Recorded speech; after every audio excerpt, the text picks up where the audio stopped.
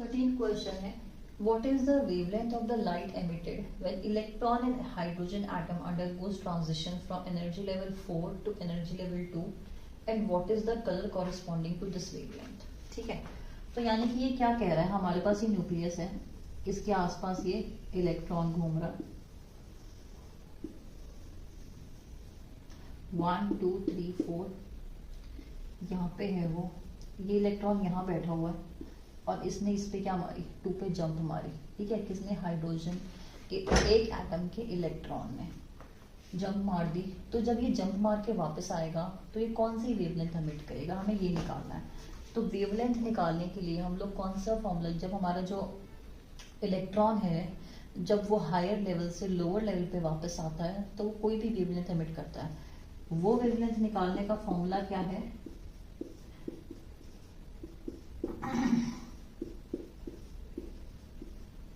Wave number is equals to, या wave number किसके बराबर होता है, 1/λ की is equals to Rydberg constant into upon में 1 माइनस n1 का स्क्वायर माइनस 1 अपॉन में n2 का स्क्वायर। और मैंने तुम्हें बताया था कि n1 हमेशा लोअर लेना है और n2 हमेशा क्या लेना है, हायर लेना है। ठीक है, z क्या हो जाएगा, एटॉमिक नंबर। तो इसका एटॉमिक नंबर कितना है, 1, लोअर कौन सा नंबर है 2 और हायर कौन सा है 4, दोनों का स्क्वायर। हमेशा हमेशा जब भी वेवलेंथ निकालनी होगी ना तो फॉर श्योर वो ऊपर से कहाँ आ रहा होगा, नीचे आ रहा होगा। जब वेवलेंथ निकालेगी तभी वो लाइट एमिट करेगा। जब वो लोअर से हायर जा रहा होगा तब हमें एनर्जी देनी पड़ेगी। जब वो वापस आ रहा होगा तो एनर्जी वो अपनी खर्च करके आ रहा है सारी। ठीक है, तो एनर्जी वो किस फॉर्म में निकाल के आ रहा है वेवलेंथ में, तो हमेशा n2 क्या होगा, बड़ा होगा और n1 हमेशा क्या होगा, छोटा होगा।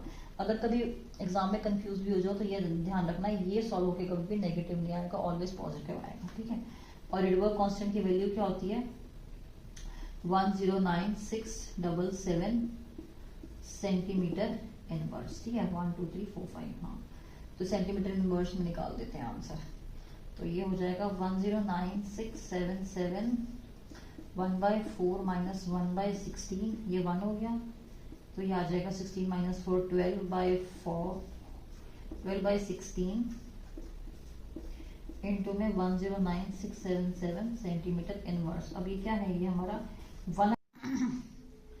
ठीक है, तो यहाँ से 1/λ को उल्टा कर देंगे तो ये आ जाएगा 16 अपॉन में 12 109677। अब यहाँ सेंटीमीटर इनवर्स जो था, आर की यूनिट्स क्या होती है, आर बेसिकली क्या होता है, are is 109677 centimetre inverse.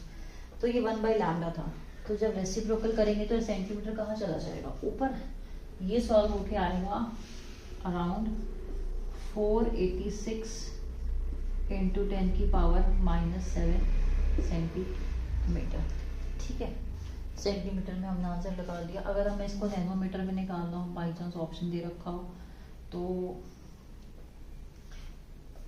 Nanometre में करने के लिए हमें पता है कि 1 सेंटीमीटर, या हम ऐसे कर लेते हैं 1 मीटर इज इक्वल्स टू 10 की पावर -9 नैनोमीटर। ठीक है, तो इसको क्या करेंगे, पहले सेंटीमीटर से मीटर में कर लो, क्योंकि एकदम से ना सेंटीमीटर से नैनोमीटर में कंफ्यूजन हो जाती है। तो पहले सेंटीमीटर से किस में कर लो, मीटर में कर लो। तो अपॉन में 100 आ जाएगा, अभी मीटर में आ गया, 100 ऊपर चला जाएगा, ये आएगा 486 इंटू 10 की पावर -9 मीटर, और ये किसके बराबर बन गया, 1 नैनोमीटर के। यहाँ कन्वर्जन ऐसे आएगी, 10 की power minus metre equals to 1 nanometre. तो ये कितना आ गया, 486 नैनोमीटर। ठीक है, तो अब इसके कॉरेस्पॉन्डिंग वेवलेंथ पूछिए। अगर ये हमारी वेवलेंथ आई है तो कलर क्या होगा, इसका कलर हो जाता है ब्लू।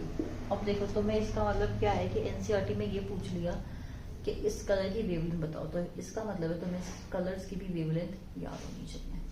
अगर एनसीईआरटी में ये क्वेश्चन है तो ये ट्रिपल या जेई में भी आ सकता है। Next question,